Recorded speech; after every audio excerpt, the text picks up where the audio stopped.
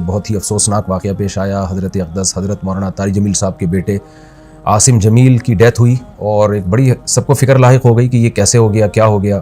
اب ان کے بیٹے کا مولانا یوسف جمیل صاحب کا بیان سامنے آیا ہے کہ اس نے خود کو گولی مار کے ہلاک کیا اور ڈپریشن کا وہ پیشنٹ تھا. سب سے پہلے تو ہم دعا کرتے ہیں اللہ تعالیٰ اس کی مغفرت فرمائے اور حضرت اقدس حضرت مولانا طارق جمیل صاحب اور ان کے تمام لواحقین, بیٹے کی والدہ جو تھی ان کو بھی اور بھائیوں کو اللہ صبر جمیل کی توفیق عطا فرمائے اور اس بیٹے کو اس جہاں کی بھلائیاں نصیب کرے اللہ تعالیٰ, اس کے صغائر کبائر خطاؤں کو اللہ معاف کرے. میں جو یہ بیان ریکارڈ کروا رہا ہوں اس کا ایک بڑا مقصد جو ہے وہ ان لوگوں کو جواب دینا ہے جو اس عمل کو خودکشی قرار دے رہے ہیں, کیونکہ میں نے بھی کچھ کمنٹس پڑھے ہیں, کچھ لوگوں کے نیگیٹو کمنٹس ہیں. آپ کو پتہ ہے کہ دیندار طبقے کی طرف سے کچھ لوگ ایسے مخالف لوگ ہیں علماء کے, دینداروں کے, کہ ان کو موقع چاہیے ہوتا ہے پروپیگنڈا کرنے کا. ہمارے ہاں یہ بات مشہور ہے الحمدللہ, ہمارے ہاں دیندار طبقہ چاہے علماء کا ہو, قراء حضرات کا ہو, حافظوں کا ہو, الحمدللہ ان میں خودکشی کا ریشو نہ ہونے کے برابر ہے. ان کے گھروں میں بھی اور ان کے خود ان میں بھی کوئی بھی خودکشی نہیں کرتا. اور یہ بات بڑے فخر سے بیان کی جاتی ہے کہ قاری حضرات کی تنخواہیں دیکھیں آپ, ائمہ کرام کی تنخواہیں دیکھیں, ان کے مسائل دیکھیں, اس کے باوجود وہ خودکشی کی طرف نہیں جاتے, اس لیے کہ اللہ نے ان کو صبر دیا ہے. اور یعقوب علیہ السلام کو ہم دیکھ لیں نا کہ ساری زندگی بیٹے کے غم میں روتے رہے مگر خودکشی کی طرف نہیں گئے. تو یہاں بہت سے لوگ یہ سوال اٹھا رہے ہیں کہ اتنا دیندار گھرانہ اور بیٹے نے خودکشی کر لی. اس کا جواب مولانا یوسف جمیل صاحب کی طرف سے الحمدللہ آ چکا ہے کہ وہ بھائی ڈپریشن کا پیشنٹ تھا, وہ اس کو الیکٹرک کے جھٹکے دیے جاتے تھے, میڈیسن کھاتا تھا وہ, اور ڈاکٹروں نے یہ بھی ہدایات کی ہوئی تھی کہ اس کے پاس کوئی نہ کوئی رہنا چاہیے, کچھ بھی کر سکتا ہے.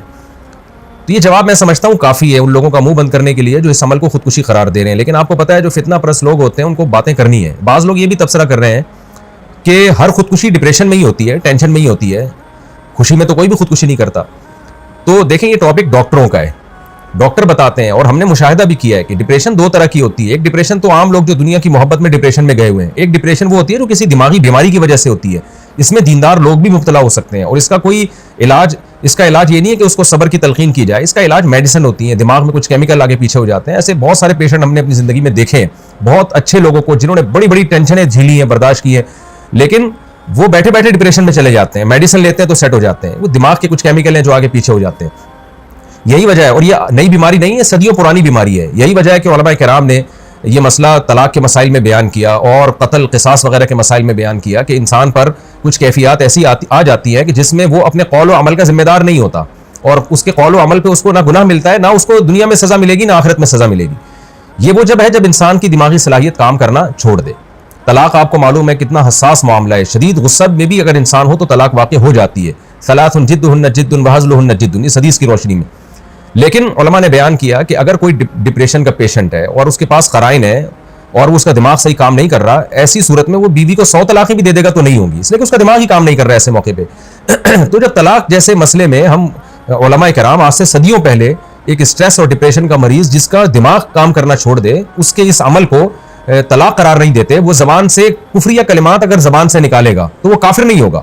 حالانکہ کفر تو مذاق میں بھی اگر آپ کفریہ کلمات زبان سے نکالتے ہیں تو آپ کافر ہو جاتے ہیں, لیکن اتنا بڑا جرم بھی معاف کر دیا اللہ تعالیٰ نے اگر اس کا دماغ کام نہیں کر رہا. تو ایسے ہی خوب سمجھ لیں کہ ایسا ڈپریشن کا مریض اگر کسی کو قتل کر دیتا ہے یا اپنے آپ کو قتل کر دیتا ہے تو وہ نہ دنیا میں مجرم ہے نہ اللہ کے ہاں وہ مجرم ہے. اس میں ملامت کرنا اور کسی کو برا بھلا کہنا یا کوئی نیگیٹو باتیں کرنا, یہ جو باتیں کرنے والے لوگ ہیں وہ مجرم ہو جائیں گے. تو ایک ڈپریشن وہ ہوتی ہے جو دنیا سے دنیا کی محبت کی وجہ سے, دنیا کی چھوٹی چھوٹی باتوں کو آپ بہت زیادہ بڑھا لیتے ہیں, یہ کس کی وجہ سے ہوتی ہے, یہ ناپسندیدہ ہے کیونکہ نیک لوگ ہمیشہ صبر کرتے ہیں. لیکن ایک ڈپریشن وہ ہے جو آپ کو کسی دماغی بیماری کی وجہ سے, تو یہ بچپن سے اس کی جو ہمیں تحقیقات سے معلوم ہوا ہے کہ یہ جو حضرت کا جو بیٹا ہے یہ بچپن سے ہی کسی دماغی بیماری میں مبتلا تھا اور علاج بھی ہو رہا تھا. حضرت جو ذمہ داریاں ایک باپ کی ہوتی ہیں وہ اولاد کے لیے وہ ذمہ داریاں پوری کرنے میں لگے ہوئے تھے, لیکن ظاہر ہے کچھ چیزیں اللہ کی طرف سے ہوتی ہیں, انسان اس میں بے بس ہوتا ہے.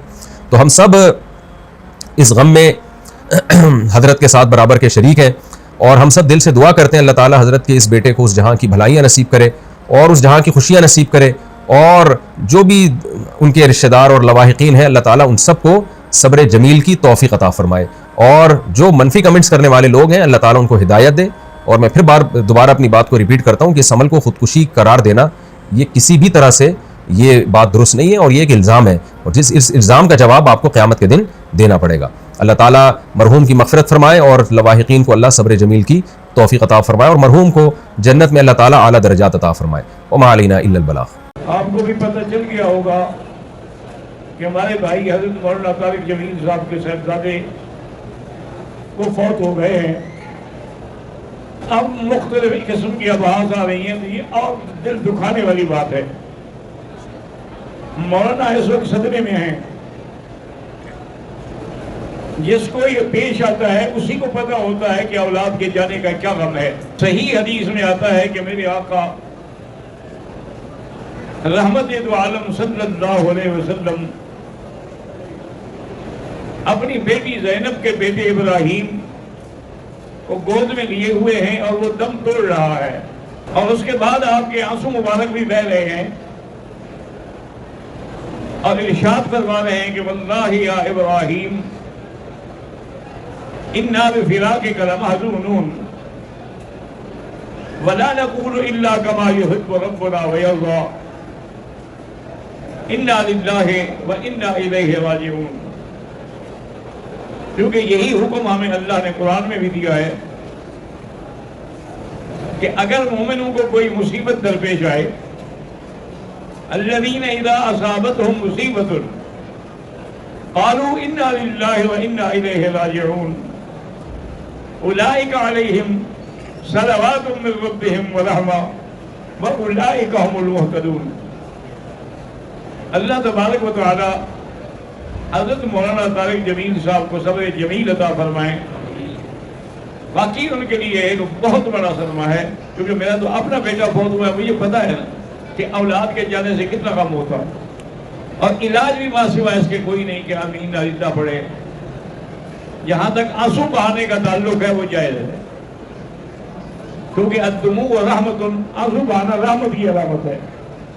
البتہ موت پر واویلا کرنا، جزا فدا کرنا، وہ بالکل ناجائز ہے. بہرحال آپ تمام حضرات خلوص دل سے دعا کریں کہ اللہ حضرت مولانا طارق جمیل صاحب کو صبر جمیل عطا فرمائیں، اور پسماندگان کو بھی صبر جمیل عطا فرمائیں، اور اللہ ان کے بیٹے کو غلطی ہے یا جو بھی ہوا ہے جنت الفردوس نصیب فرمائیں. سب دعا کیجئے گا. کعبۃ اللہ کے سامنے بیٹھے ہیں آپ، یہ اتنا بڑا مقام ہے کہ یہاں یقین ہو تو پھر دیر بھی نہیں لگتی دعا مقبول ہونے میں. حتیٰ کہ دیکھیں رکن یمانی ہے، یہاں اگر آدمی ہاتھ لگائے اور بسم اللہ اللہ اکبر وللہ الحمد اللہم انی اسألک العفو والعافیہ، تو 70,000 فرشتہ کہتے ہیں اللہ اپنے اس بندے کی دعا قبول فرما. تو ایسا موقع پھر تمہیں کب ملے گا کہ طواف بھی ہو، حجر اسود بھی ہو، مقام ابراہیم بھی ہو، جہاں کھڑے ہو کر اللہ کے پیغمبر حضرت خلیل اللہ نے دعائیں مانگی، جہاں کھڑے ہو کر میرے آقا سیدنا محمد مصطفیٰ صلی اللہ علیہ وسلم نے دعائیں مانگی. تو اللہ پاک سے آپ بھی دعا کریں، میں بھی دعا کروں.